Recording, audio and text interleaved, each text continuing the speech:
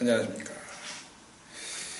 자, 이번 강의는 한자에 대한 기초적인 내용을 설명을 할 겁니다. 그래서 어떤 면에서 보면 이 강의는 맨 앞쪽에 있었어야 되는 강의가 아닌가 이런 생각도 듭니다.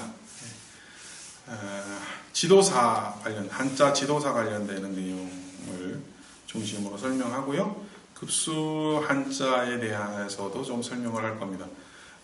쉬운 한자들을 좀 중심으로 설명을 하는데요. 그 이유가 뭐냐면 지도사 관련되기 때문에 8급에 나오는 아주 쉬운 글자들을 어떻게 가리키는 게 좀 쉽게 가리킬까라는 것에 대한 내용입니다. 그래서 내용상으로는 뭐 그렇게 부담 없이 강의를 들으실 수 있지 않겠나 이렇게 생각됩니다.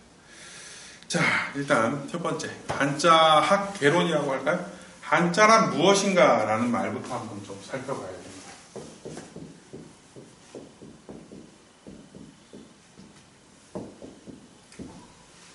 자, 한자가 있습니다. 한자. 중국 글자라고 얘기도 하고 동아시아 문화권의 한자, 문자라고도 합니다. 한자의 특성은 뭐냐면요. 많은 민족들이 다 말이 다릅니다. 다 말이 다른데 한자는 공용의 문자로서 쓸 수 있다는 거예요. 이거를 가지고 요 나라에 가든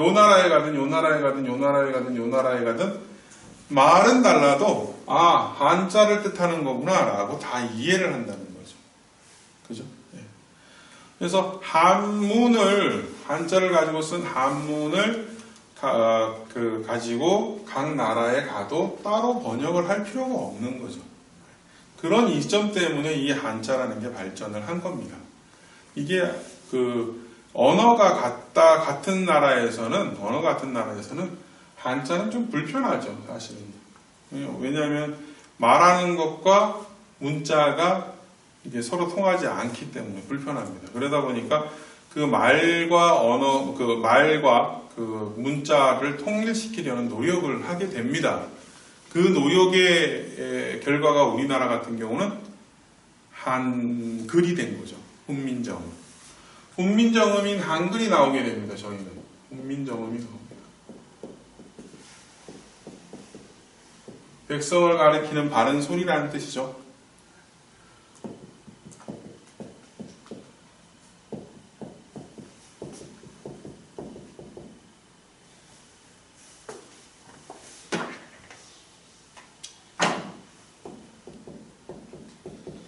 백성을 가리키는 바른 소리라고 해서 이렇게 나오게 됩니다. 이게 우리나라만 이런 게 나온 게 아닙니다. 일본도 당연히 독립된 어떤 매치가 되는 두 가지가 다 매치가 되는, 그러니까 글자와 언어가 같이 매치가 되는 방법으로 일본은 가나라는 게 나온 거죠. 히라가나 가타카나라고 하지 않습니까? 그죠? 그 나라뿐만 아니죠. 몽골족이라던가, 몽골은 조금 다르기는 한데, 어쨌든 베트남 같은 경우에는 아예 그냥 영어를 그냥 차용을 해버렸죠.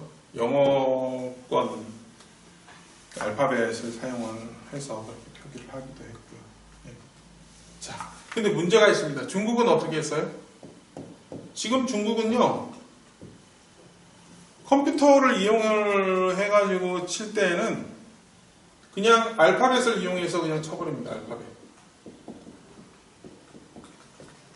알파벳으로 그냥 쳐서 그걸로 읽는 거죠. 그래서 처음 중국어 배우시는 분은요, 이게 영어 배우는 거 아니야? 이런 느낌이 듭니다. 전부 알파벳으로 되어 있으니까. 조금 지나야 그거를 전환시켜가지고서 한자로 표기를 합니다.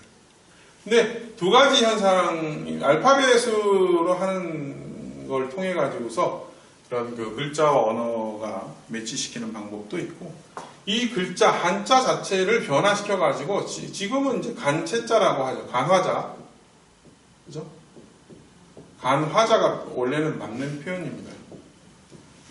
간화자로 만들어 가지고서 그거를 백화문이라고 합니다. 백화문. 청나라 시대부터 한자가 마치 그 표음 문자처럼 이렇게 이용을 하게 되는 겁니다. 그래서 한자 자체도 그렇게 이제 되어간 거죠. 그 중에서 훈민정음이 가장 훌륭한 방법이라는 것은 과학적으로 증명이 된 거고, 그래서 세종대왕께서 그렇게 유명하시고 훌륭하신 분이 된 거죠. 그죠? 나란 말씀이 딩기게 달아 문자와로 서로 삼았디 아니할세 이런 전차로 어린 백성이 이르고조 홀빼이셔도 마침내 제 뜻을 실업하지 못할 놈이 하니라. 내 일할 위하여 어여삐 여겨 새로 28자를 맹가노니 사람마다 헤어 수빈 이겨 알로 쓰매 편안케 하고조 할 나람이니라. 감동적인 그림이다 정말. 네. 백성 사랑하는 마음, 실용정신 이런 것들, 창의정신, 그죠? 자주정신이 보이는 거. 한자를 쓰던 나시대에 조선 초에 대단하지 않습니까? 자, 근데 이제 한자를 그렇다고 배격할 필요는 없죠. 네, 우리나라 말의 70%가 한자로 이루어져 있는데 한자 쓰지 말자 이렇게 얘기하는 거는요, 바보가 되겠다는 얘기죠. 네. 그래서 한자를 하셔야 됩니다. 근데 뭐 한자를 그럼 꼭 표기를 해야 되느냐 이런 개념은 아니고, 표기야 뭐 영어로 하든 알파벳으로 하든 한글로 하든 무슨 상관이 있습니까? 상관없습니다. 네. 그런 건 상관없어요. 표기가 문제가 아니라 그 한자에 담긴, 한자어에 담긴 단어의 바른 뜻을 알려면 한자를 알아야 된다는 거죠. 네. 이거는 라틴어하고도 달라요. 라틴어는 그런 말들이 이렇게 조금씩 변해가지고서 현대 말이 된 거잖아요. 그러니까 말의 변천이라고 보면 되는 건데, 이거는 지금도 그 단어의 의미를 그대로 포함한 거기 때문에 그런 라틴어하고는 또 다릅니다. 그래서 한자는 꼭 하셔야 된다라고 합니다. 한자가 그러면 누가 만들었냐라는 얘기를 하겠죠. 지금으로부터 대략 2700년, BC 2700년입니다. 그러면 언제예요? 지금 2010년이잖아요. 합치면요 4710년인데 이건 뭐 뒤에는 여기가 확실하지 않으니까 대략 한 4700년 전에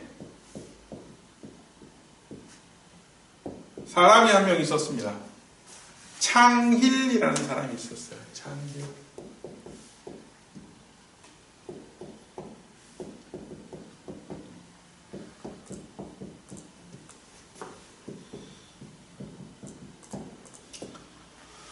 창일이라는 사람이 있었습니다. 이 사람이 전설상의 인물인데 황제의 신하라고 해요. 황제의 신하. 누를 황자의 황제예요. 예. 삼항오제에 들어가는 전설에 해당하는 전설시대의 임금입니다. 이 사람이 눈이 4개였다고 합니다. 전설시대니까 뭐 그럴 수 있겠죠. 이 사람이 새가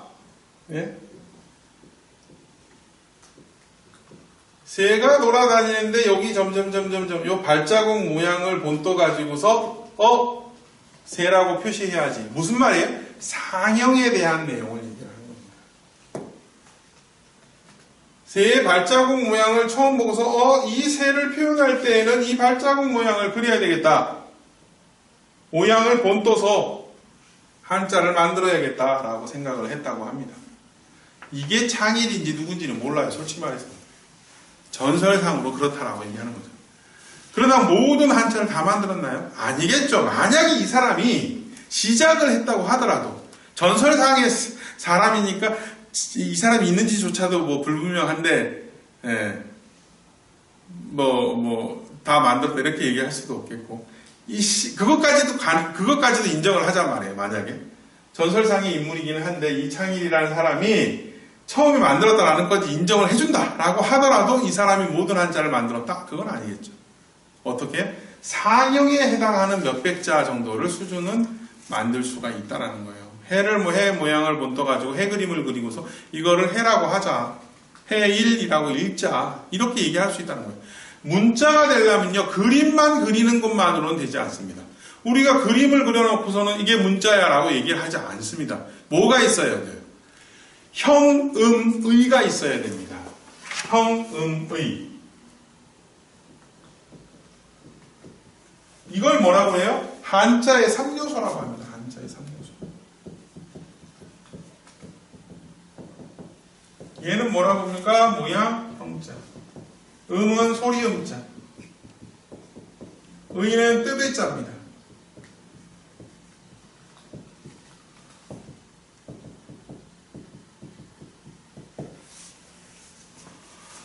형, 음, 의 세 가지가 있어야 문자로서의 역할을 한다는 거죠. 모양만 있으면, 모양과 뜻만 있으면, 해 그림을 그리고서 해라고 생각을 한다라는 것까지만 있으면 문자가 아니에요. 뭐가 있어야 돼요? 음까지 있어야 됩니다. 이게 합쳐져야 드디어 문자가 되는 거죠. 자, 이렇게 해서 처음에 창인이라는 사람이 문자를 만들었다고 합니다. 한자를 만들었다고 합니다. 그 이후에 그게 뭐 창인이든 누구든 전설시대 사람이니까 그 이후에 수많은 사람들이 글자를 만들기 시작합니다. 상형의 원리로서 더 많은 글자를 만들고 상형의 원리가 안 되니까 다른 원리, 지사와 회의, 형성이라는 원리를 이용해서 글자를 만들게 됩니다. 그걸 우리가 이제 육서라고 하는데요. 전주, 가차까지 합쳐가지고 뒤에 또 나옵니다. 설명드릴 거예요. 그런 방법을 이용해서 한자를 쭉 만들게 되는 거죠. 그러니까 한자는 누가 만들었다라고 말할 수는 없고 전설상으로는 창일이라는 사람이 만들었다. 이렇게 전해진다. 이렇게 볼 수 있는 거죠. 옛날에 중국에서 물론 온전한 게 아니라 깨진 건데 토기가 발견이 됐는데 여기에 이렇게 해가지고 요런 그림이 나왔단 말이에요. 요런 그림. 요거를 학자들이 보고서 요걸 가지고 연구를 합니다. 요거 아침 단자다. 아침 단자다. 그래가지고 이걸 6,000년 전에 여기 토기인데 한자가 여기 있다. 이렇게 된 겁니다. 그래가지고 6,000년 전에도 한자가 있었다. 이렇게 주장을 합니다. 예. 중국 산동성의 대문구라는 곳에서 발견이 된 겁니다. 예, 그런 게 있었다고 합니다. 예. 이런 것들이 한자의 시원에 해당하는 거죠. 어쨌든 이게 뭐 문자였는지 아닌지 저는 잘 모르겠습니다만 예, 시원은 되겠죠. 예. 이걸 이용해서 점점 발전했겠죠. 분명히. 그렇게 해서 만들어졌습니다. 한자가 만들어졌는데 그러면 한자는 어떤 식으로 그러면 변화되어 왔느냐? 이게 이제 글자체의 변천이라고 합니다. 글자 모양이 바뀌게 되는 거죠. 네, 글자 모양이 바뀌게 됩니다. 예, 서예를 하시는 분들도 어떤 사람이 이런 글자를 쓰면은 이거는 누구누구 체, 뭐 이런 식으로 얘기를 하잖아요. 지금도 마찬가지입니다. 이 컴퓨터로 할 때 뭐 필기체니, 뭐 명조체니, 뭐 고딕체니, 뭐 이런 얘기 하지 않습니까? 한글에 쓰이는 여러 그 글자체가 있듯이 한자도 쓰는 글자체가 있는 겁니다. 예. 글자체가 뭐 무한히 많은 것은 아니고, 예. 갑골문이 있고요. 이거를 한자의 서체라고 합니다. 한자의 서체. 또는 한자의 변천? 네. 한자의 변천이라고 하죠. 한자의 변천.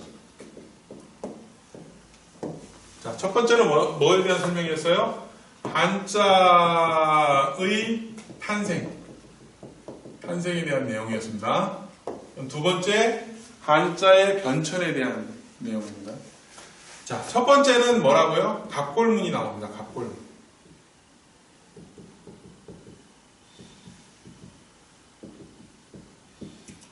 처음에는 갑골문이라는 것이 나와요. 그 다음 두 번째는요, 금문이라는 것이 나옵니다. 세 번째는요, 여기서요, 고문이라는 거를 말하기도 합니다. 고문. 근데 보통은 얘네들은 빼고 얘기하죠. 고문은요. 전서. 이것도 대전, 소전 얘기해야 되는데, 뭐, 그렇게까지 얘기할 것까지는 없고. 전서가 있고요. 그 다음에 예서. 예서.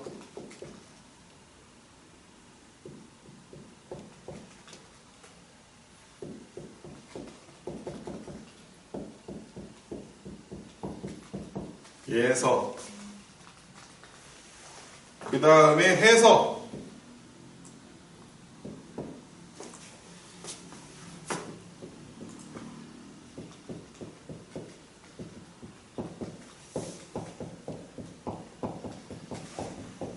그 다음에 행서.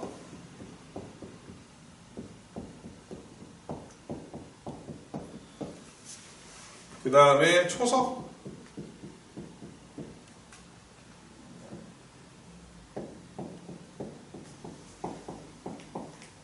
이렇게 변천되어 왔다고 합니다. 글자가 아주 그냥 엉망이네. 자, 처음에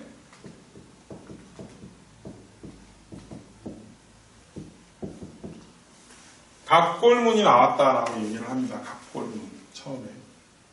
사실은 갑골문이 없었어요. 옛날에는. 한 100, 한 20, 30년 전에는 갑골문에 대한 내용이 없었습니다. 금문, 전서, 예서, 해서, 행서, 초서 이렇게만 있었어요.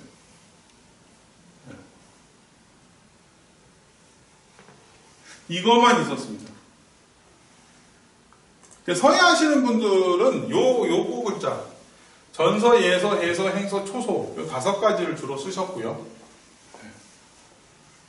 이런 것들은 별로 잘 안 하셨죠. 갑골문은요, 왜 갑골문이냐면, 이게 갑옷갑자잖아요, 갑옷갑자. 거북이 그 갑옷입니다, 껍데기. 그래서 거북이 껍데기에 해당하는 그 갑에다가 이 글자를 새긴 겁니다. 글자를 쓴 게 아니에요, 새긴 거예요. 글자를 새깁니다, 거기다가 글자를 새겨가지고, 이제 발굴이 된 그거를 우리가 갑골문이라고 합니다. 이 골은 뭐냐면 뼈에다가 생긴 거예요. 뼈. 거북이 껍데기. 이게요, 옛날에 배울 때는 거북이 등껍질이라고 하더니 최근에 들어가는 거북이 배껍질이 돼요. 배껍질인지 뭐 등껍질인지 뭐 연구하시는 분들이 아실 거고. 자, 거북이 껍질하고 뼈에다가 새긴 글자라고 하는데, 이게 어디서 나오냐면요.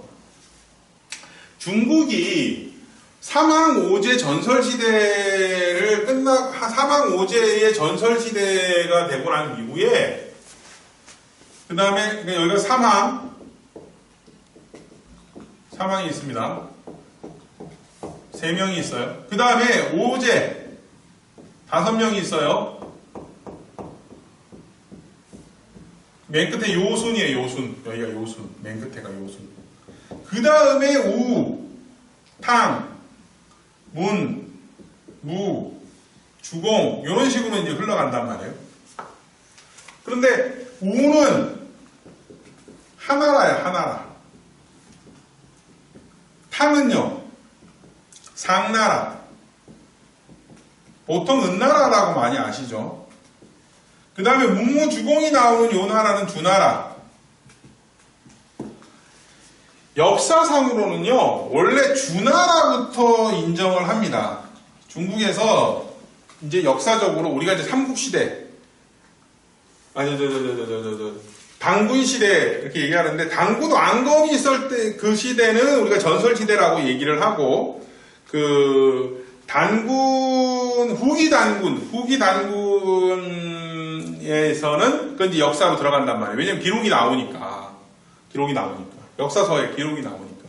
그때부터 우리가 이제 역사로 들어간단 말이에요. 주나라가 이제 역사에 들어가는 거랍니다. 기록이 나오기 시작하고, 그 다음에 그런 유물들이 나오기 시작하는 때입니다. 이게 요 위는 전설이에요. 왜냐하면 유물이나 그런 게 없으니까. 전설이. 근데 요 120, 30년 전에 요 은허라는 곳이 있어요. 은허라는 곳에서 이 상나라의 유물이 무더기로 쏟아져 나옵니다. 그게 뭐냐면 바로 갑골문이에요. 거북이나 뼈에 새긴 글자가 무더기로 나와요. 그래가지고서 이게 역사로 들어가게 됩니다. 여기까지. 그래서 여기서부터는 우리가 역사라고 얘기를 하는 거죠. 아직은 우나라의 우임금이 있는 하나라 때는 그게 없어요. 이건 발견될 가능성도 거의 있으려나? 찾아봐야겠죠? 레이더스 뭐 이런 거 찍어야 될 겁니다. 자, 발굴이 해봐야 되는 거고. 어쨌든 여기까지가 된 겁니다. 근데 여기서 은허가 나왔단 말이에요. 120, 30년 전에 어떤 사람이 아팠어요. 아팠는데 그 동네의 의사들이 이제 탕약을 끓여서 먹는 한의사잖아요.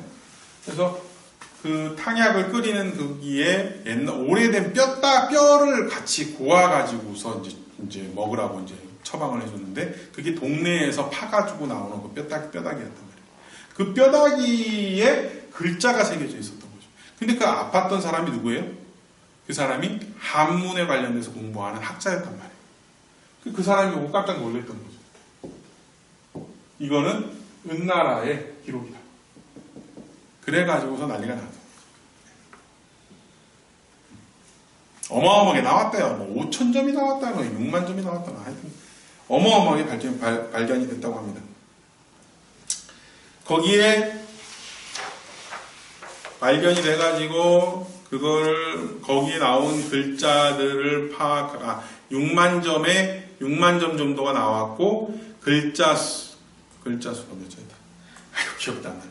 어쨌든 그래가지고서 엄청나게 발전을 한 거죠. 발견이 된 거죠. 그래가지고 막 난리가 났었습니다. 그래서 갑골문이라는 거는 뼈와 거북이 껍데기에다가 새긴 글자. 그리고 나서는 이거는 사실은 금문이라는 게 있었어요. 금문이라는 게. 이거는요, 솔직히 말하면 갑골문 이전에 대한 그런 것일 수도 있어요. 사실은. 왜냐하면 이거는 금문은 이 쇠에다가 그릇이라던가 이런 그 청동으로 만든 뭐 이런 데에 새겨진 글자가 있잖아요. 그걸 우리가 쇠금자 써가지고 금문이라고 얘기를 한 거죠. 네. 이건 뭐 더 오래됐을 수도 있죠. 그죠? 그래서 그런 글자들이 이거 금문이라고 합니다. 그 다음에 전서가 있어요. 그리고 이제 고문이라는 게 있는데 고문이라는 게 있어요. 고문은 뭐냐면요. 이게 이제 그 진나라 때 이제 그 군서갱유가 일어났잖아요. 진시 황제가 모든 서적을 불태워버리고 그 다음에 이제 유학자들 이제 쓸데없는 말한다고 해가지고서 그냥 구덩이 파가지고 묻어버렸단 말이에요, 사람들은.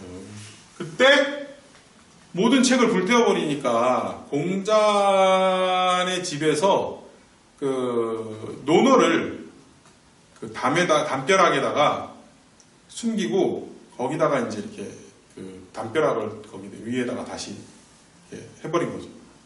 쌓아버린 거예요. 그래가지고서 이제 그 진시황제 죽고 이제 한참 지나고 난 다음에 그 집이 그쪽에 무너져가지고 담벼락이 무너져가지고 거기서 이제 보수하려고 보니까 거기 책이 나오는 거죠. 그 책에 쓰여 있던 그 책, 그걸 고문이라고 보통 얘기를 해요. 옛고자 해가지고 고문. 뭐 다른 데 이제 고문이라는 표현은 뭐 고문 운동이다 이런 데 쓰이는 그런 거하고는 틀려요. 그냥 글자 채로서 고문이라는 얘기입니다. 그 다음에 이 전서라는 게 있는데 전서가 뭐냐면 대전이 있고 소전이 있어요. 대전이 있고 소전이 있습니다. 대전은 그 춘추 전국시대에 사용이 됐던 그런 그 글자체 이렇게 보시면 되겠고, 소전은요 진시황제가 통일을 하고 난 다음에 글자체가 다 나라마다 다 달랐을 거 아니에요. 통일하고 나니까 통일을 해버리자라고 생각을 한 거예요. 그래가지고 통일을 하라고 해가지고서 이사한테 명령을 내려서 전서라는 걸 만들게 됩니다. 전서를. 그래서 전서에 해당하는 글자체가 나오게 되는 거죠. 그래서 대전, 소전 이게 합쳐져 가지고 전서라고 얘기를 해요. 근데 대전은 뭐 별 얘기 안 하고요. 소전을 보통 얘기합니다. 소전. 그래서 갑골문, 금문, 소전이 대전서. 그 다음에 예서라는 게 나오게 됩니다. 예서. 이게 노예 예자예요. 노예 예자. 그래서 예서. 예, 뭐 기록하고. 그 다음에 해서가 나오게 되죠. 해서. 이게 바로 지금 쓰이고 있는 글자체입니다. 현재의 글자체.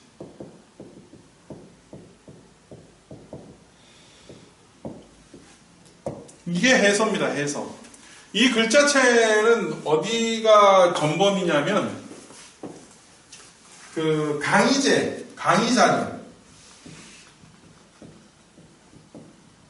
강의자전을 만들었단 말이에요. 강의제 때, 청나라 때.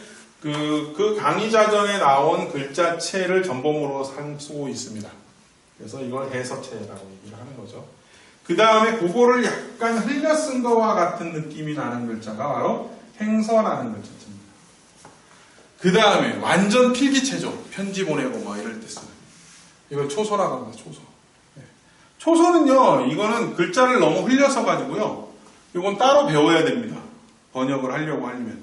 글자체를 전부 다 알아볼 수 있도록 좀 바꿔줘야 되죠. 우리나라에서 이 초소에 대해서 번역을 할 수 있는 사람이 이제 거의 몇 명 없다고 하죠. 예, 다들 나이 드셔가지고 이제 돌아가신 분들이 이제 많아지시고 그러다 보니까 전통적으로 옛날부터 이 초소를 배우셨던 분들은 이제 거의 없으시고 그 이후에 이제 그 초소 강의를 통해 가지고서 배우신 분들이 좀 있으십니다. 예, 그분들이 이제 지금 초소 번역을 하실 수가 있으신 분들이 조금씩 있으시죠. 예, 조금 이제 많이 줄었어요. 게다가 이거 연구하는 사람도 거의 없고, 예, 연구하는 사람이 몇 명 안 남았죠, 사실. 그래가지고 이렇게 됐습니다. 그래서 이 갑골문서부터 갑골문, 금문, 전서, 예서, 해서, 행서, 초서, 그래서 7개 정도가 서체가 있구나, 이렇게 이제 보시면 될 것 같습니다. 이게 바로 지금 우리 한자 글자의 변천에 대한 내용이겠습니다. 한자 글자가 몇 자냐라고 얘기를 할 때에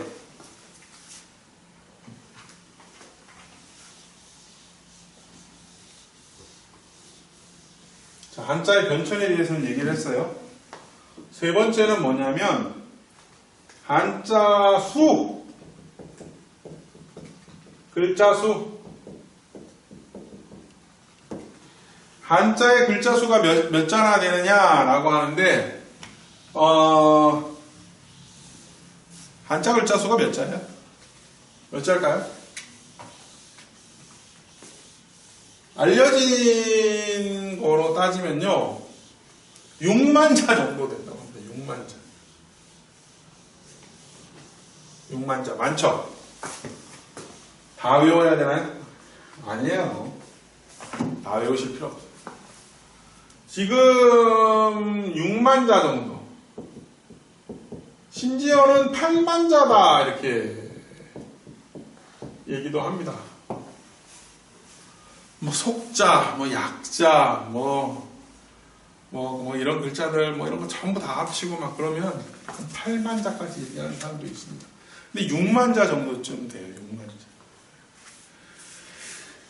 여기가 이제 글자 수가 대체 얼마나 될까라고 이제 기록이 나온 거는 특별히 없습니다. 없으니까 이제 좀 유추를 해야 되겠죠? 예. 허신이라는 사람이 있었어요. 허신.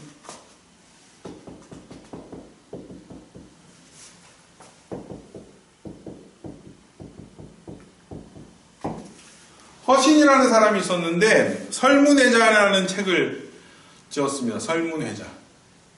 한자 그 글자를 하나하나 풀이한 내용입니다. 허신이 만든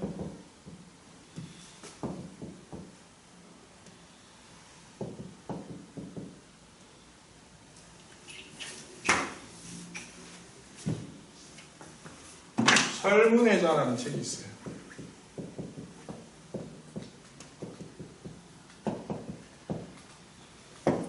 여기에 수록되어 있는 글자가 대략 9,000자. 이게 언제예요? 1세기. 그러니까 지금으로부터 한 200년 전이라고 봐야 되겠죠. 아니 2000년 전이라고 봐요. 2000년 전. 2000년 전에 대략 후한 때 사람이에요. 후한 때. 그 다음에 강의자전 아까 말씀드렸죠. 강의자전. 강의제 때. 강의자전에 이 강의자전은요 청나라 때잖아요. 그러니까 대략 한 18세기 됩니다. 18세기. 여기는 1세기. 그죠? 네. 여기는 49,030자가 수록이 돼 있어요. 강의자전에. 아까 이제 그 전범이 된다고 그랬죠? 네. 해서체에 전범이 되는 겁니다. 그래서 대략 요 정도 49,000자. 그리고 이제 지금 나오고 있는 사전들이죠. 거기에 보면은 이제 6만 자, 8만 자 정도가 수록이 되어 있습니다. 그 정도. 이게 지금 현재까지 만들어진 글자 수다. 이렇게 보시면 되겠습니다. 우리가 배워야 되는 건요, 한 1800자 정도만 배우시면 됩니다. 1800, 3급, 네, 급수로 보자면. 네, 다음 시간에 뵙겠습니다.